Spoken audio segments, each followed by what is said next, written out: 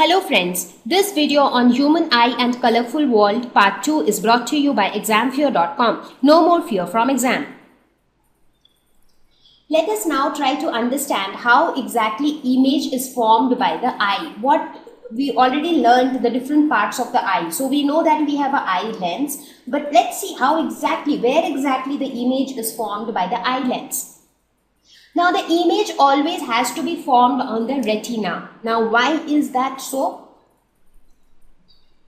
Now that's because retina is the screen for our eye. Like how we have, now normally when we learnt about the image formation by lenses, we saw that we always had a lens, we had an object and we had a screen, and the image is formed on the screen. That's how the normal scenario works with a convex lens. Now for our eye also, we have the eye lens in place, and we have this retina which acts as the screen where the image has to be formed.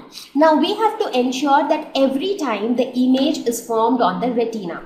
Now since we have a convex lens, now what happens is the image that is formed on the retina, that is the screen, is an inverted image. We already learned that convex lens, whenever the image is considerably away, most of the time it produces real inverted image. Now you might ask that, okay, if real inverted image is formed on the retina, then how do we see things erect? That's because our brain then interprets that inverted image as an erect image. So the entire process of seeing an object not only depends on our eyes but also on our brain. So brain plays a very important role when we see things. So every time we need to ensure, doesn't matter wherever the object is, but the image always has to be formed on the retina. Now object can be anywhere, object can be far, object can be near. So how do we ensure that the image is always on the retina? So let us have a look at that. So for that, what we do is we change the focal length of the lens, because we cannot change the object distance. Let's say I want to see a tree and the tree is far away from me. So I cannot bring that tree near me and then see it. We can't do that, right? So object distance is not under our control. Okay. Image distance is also not under our control, because retina is at a fixed place and the image has to be formed on the retina.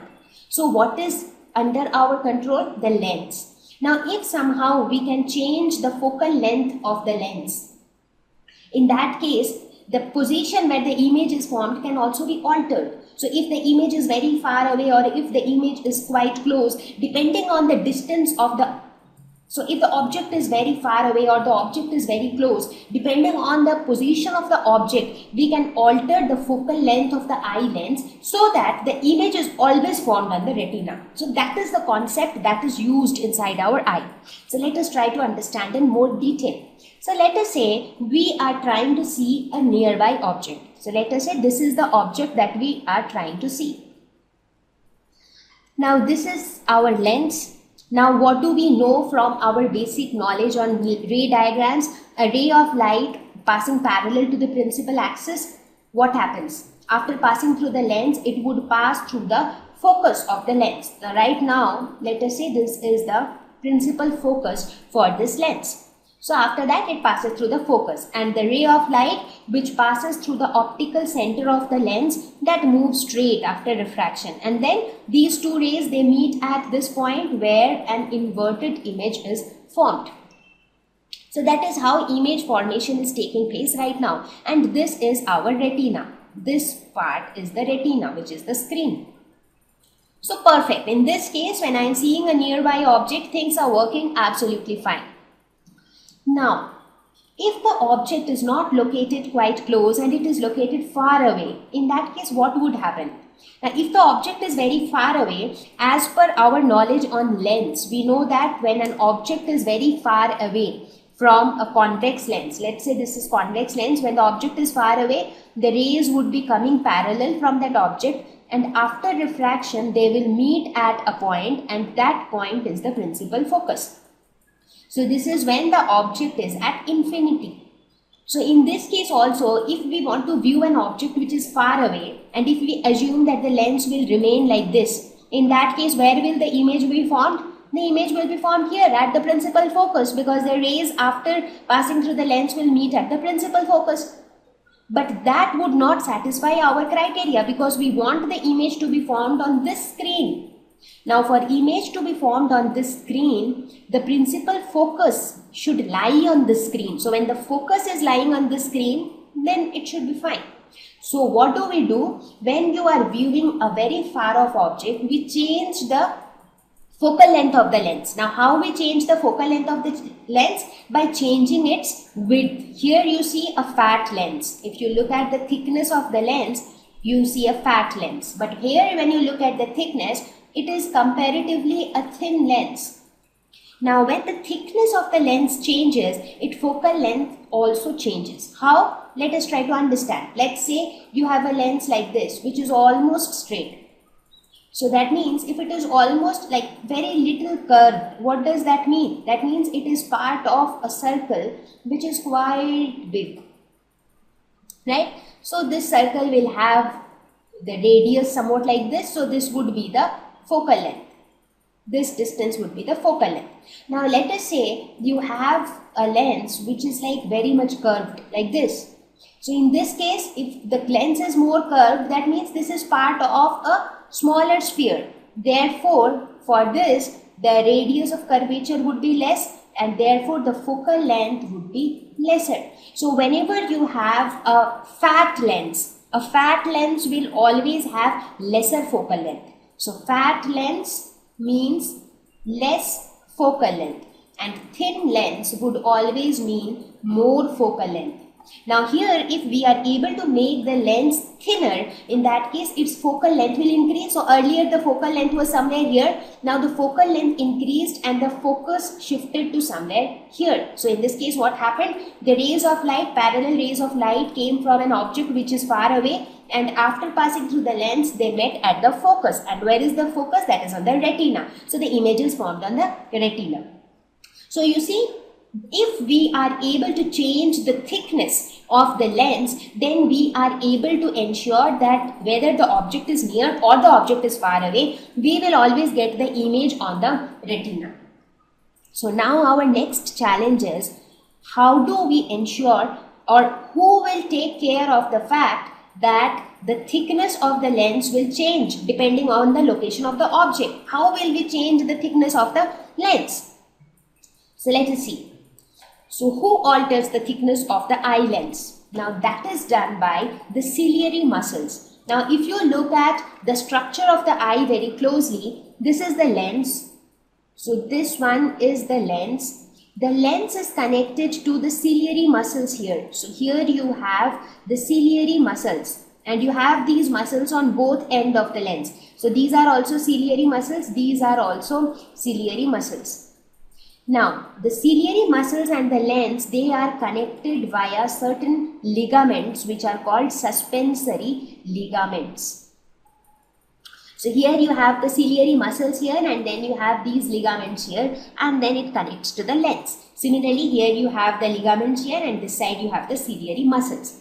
Now, as we know that muscles are always capable of contracting. So muscles can contract, muscles can relax. Now as the muscles contract or relax, what would happen? The corresponding ligaments will also move, and as the ligaments move, this can impact the thickness of the lens, because if the ligaments, they get stretched, let us say the ligaments get stretched this side, so what will happen? It will try to stretch the lens from both sides. So in that case, the lens will tend to become thinner because somebody is trying to push the lens from this side, somebody is trying to push the lens from this side. So it will become thinner. But when the ligaments are kind of relaxing, when the ligaments are set free, then the lens will also be set free. Nobody is pushing it from anywhere and the lens will become a fat lens. So this is how we will be able to control the thickness of the lens. Now when the object is nearby, what happens is the ciliary muscles contract.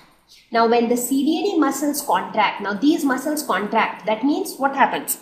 The muscles are contracting, therefore these ligaments which are connected to the muscles, these ligaments slacken, they are like set free, because of which nobody is trying to push this lens. So the lens is also very free, nobody is pushing it. So the lens is like taking all its space and it is like thickened enough. It is a fat lens. And when the lens is fat, it has a lesser focal length. and therefore focal length is only till here. So this would be the focal length in this case. And that's how we are able to see the image. The image is formed on the retina. Now what happens when the object is far away? The moment the object is far away, these ciliary muscles will expand. Now when the ciliary muscles expand, what happens? The ciliary muscles take a lot of space because they have now expanded. Now when they take a lot of space, what happens to these ligaments? Now they have taken a lot of space. Now these ligaments tend to make some space for itself. So it kind of gets stretched. Now when it gets stretched, it stretches the lens also from both ends. Now when somebody is pushing the lens from both the sides, like it is something like you are sitting somewhere and somebody is pushing you from this side, somebody is pushing you from that side. So what will happen? You will not be able to sit comfortably. You will be kind of stretched from both sides. That is happening with the lens. The lens is stretched on both sides, so it is becoming thinner. So the lens is thin, and as a result it has increased focal length. So now the principal focus gets shifted here. So this is the focal length now. So you see the same lens, it is just that the lens was set free, so it was a fat lens with a lesser focal length. Now the lens is kind of stretched by the stretched suspensory ligaments, because of which it is a thin lens with an increased focal length. So I hope this concept is clear, that how ciliary muscles control the focal length of the eye lens, because controlling the focal length is very important. Otherwise we will not be able to make an image form on the retina, and if image formation doesn't happen on retina, we will not be able to see anything. So now here we introduce a term called power of accommodation. So power of accommodation is the ability of the eye lens to adjust its focal length to see both distant and close objects. Now as we said that the lens can become fat, the lens can become thin, but there is a limitation to that also. Now there has to be a certain limit up to which it can become thin. Similarly, there has to be a certain limit up to which it can become thick. So that ability or that flexibility of the eye lens is what we call power of accommodation. That means how much the lens can accommodate, how much the lens can adjust to ensure that the image is formed on the retina. So as we saw that these are like the two extreme conditions where the thickness of the lens changes. Now the closest distance of an object for which the lens can focus the light on the retina, that is known as the least distance of distinct vision. Now, if you have ever observed it for yourself, that if you take a book and bring it extremely close to your eyes, will you be able to read the book? You can't. If you haven't tried it yet, try it now. Bring the book extremely close to your eyes, almost touching your eyes. Will you be able to read the book? No. So when the book is so near to you, that time also you can't read it, because now the distance of the object has reduced so much that the lens is not able to, adjust its focal length so much to produce an image on the retina. So the image is not being formed on the retina. So there is a minimum distance of the object for which the lens can focus the image on retina. So that distance is called least distance of distinct vision. That means that is the minimum distance at which you can very distinctly see that object. And this distance is also known as the near point. So that point where the object should be located, that point is termed as the near point. And for a normal eye, that near point is 25 centimeters. So if you place any object, if you place a book at a distance of 25 centimeters from your eye, you will be able to read it very comfortably. But if you bring it maybe to a distance of 10 centimeters from your eye, you will not be able to read it clearly. However, this value of near point often increases with age, because as a person ages, the ability of the lens or the power of accommodation of the lens reduces. The lens is no more that flexible. As a result, you would have seen that elderly people often bring a book, they really need to see it very closely to read it. Otherwise, they do not get to read it very properly. So this value tends to increase with age. So for a normal eye, the near point is 25 centimeters and the far point is infinity. That means the far point can be anywhere, because we already saw in the ray diagram that if the object is far away, even if the object is at infinity, the lens can adjust itself in such a way that the image is formed on the principal focus, and the principal focus lies on the retina. So far point could be infinity, but the near point has to be 25 centimeters. So with this we get an idea that about how our eyes produce images of object, and then how our brain interprets those images so that we can see the objects as they are.